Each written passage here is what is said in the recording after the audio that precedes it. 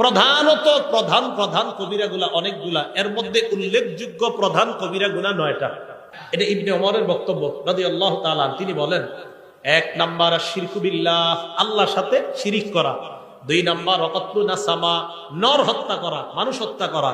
3 number ওয়াকসফুল মুহসানা, সতী সাদী কোন নারীর উপর মিথ্যা অপবাদ দেওয়া। 4 নাম্বার ওয়াকলুর রিবা, সুদ খাওয়া।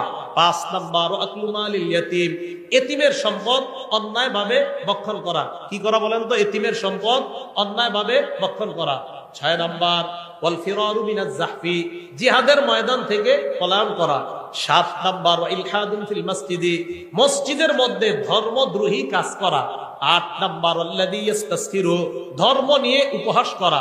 9 নাম্বার ওয়া বুকাউল ওয়ালিদাইনি মিনাল উকুক, আপনার নাফরমানির কারণে পিতামাতার চোখ দিয়ে পানি আসা, এটাও ভয়ঙ্কর 9 অপরাধের অন্তর্ভুক্ত।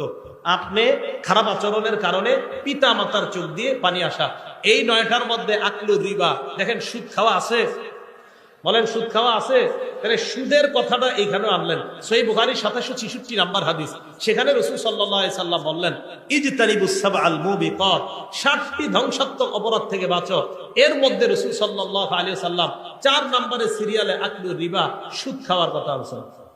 তাহলে সুদ এটা ভয়ঙ্কর অপরাধ, এটা হারাম খাদ্যের মধ্যে একটা ভয়ঙ্কর হারাম হলো সুদ খাওয়া।